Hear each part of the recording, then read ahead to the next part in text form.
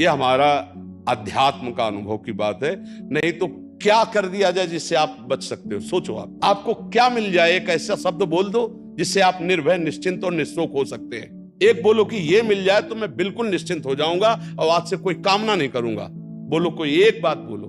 नहीं बोल सकते। आज हमारे बच्चों में बहुत जल्दी इतना सोचने की क्षमता आ गई है कि अब तो यार जीवन किस काम का। कहीं कोई ब्लैकमेल कर रहा तो जीवन, अरे हमें लड़ना है। तो ये जो बच्चा बोल रहा है कि हम भयभीत हो जाते हैं, हम शोकित हो जाते हैं, हम आगे, ये नकारात्मक सोच ही तो है। क्यों है? क्योंकि आधार नहीं है।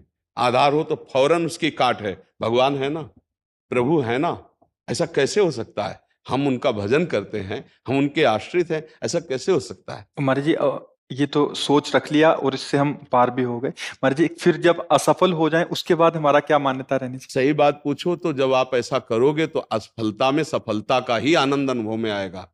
सकारात्मक सोच ही जीवन का सुख है।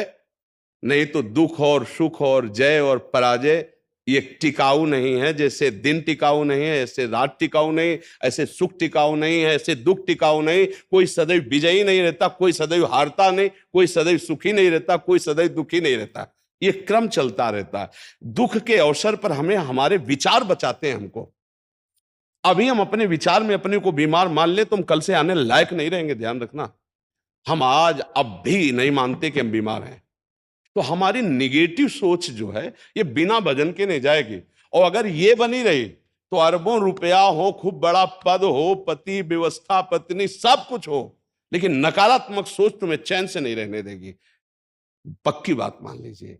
इसको सुधारना है तो सत्य पे आइए, धर्माचरण कीजिए, पवित्र चरित्र रखिए और नाम जप कीजिए। आपकी सोच बदल जाएगी। देखो, आपकी सोच अच्छी है तो आप थोड़ा कम पैसे वाले भी है ना, गरीब भी हैं, तो मस्त रहेंगे। सोच सही नहीं है तो चाहे आपके पास अरबों रुपया हो, आपका जीवन नरक जैसा रहेगा। क्योंकि आपकी सोच अशांति, कलह, नाना प्रकार की वासनाओं में, खेल में फंसाकर आपको नष्ट कर देगी। तो हमें लगता है कि बिना अध्यात्म के चिंता, भय, शोक इसका दूर होना बहुत कठिन है। नाम जप करो, चरित्र पावन रखो। आज प्रायः चरित्र को हम नहीं सुरक्षित रख रहे। ये समझ लीजिए कि चरित्रवान के पास ऐश्वर्य चरण चूमता है। चरित्रहीन चाहे आप जितना धन एकत्रित कर ले, शांति और सुख का अनुभव नहीं कर सकते। अब ये बात शास्त्र की और संतों की मानना स्वीकार करो तो अभी आनंद की अनुभूति हो जाए। हमारा चरित्र देखो, हम राम चरित्र गाते हैं।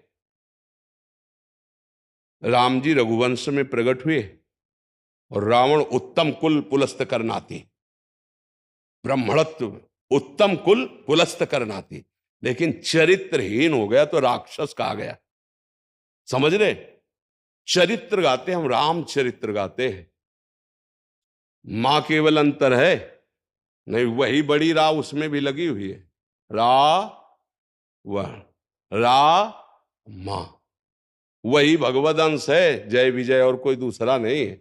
ये लीला करके दिखाया कि एक चरित्रहीन हो गया तो राक्षस है, और चरित्रवान वही भगवान।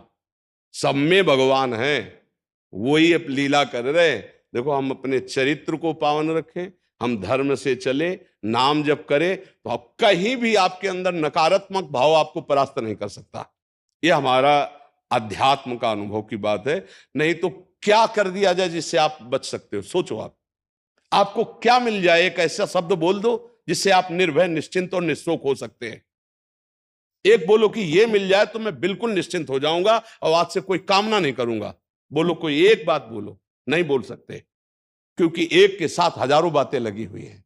एक केवल वो है कि परमात्मा मिल जाए तो फिर सब पूर्ण हो जाए। जिसके पाने के बाद कुछ पाना बाकी नहीं रहता, जिसके जानने के बाद कुछ जानना बाकी नहीं रहता, और जिसको अनुभव करने के बाद कोई भय नहीं रहता।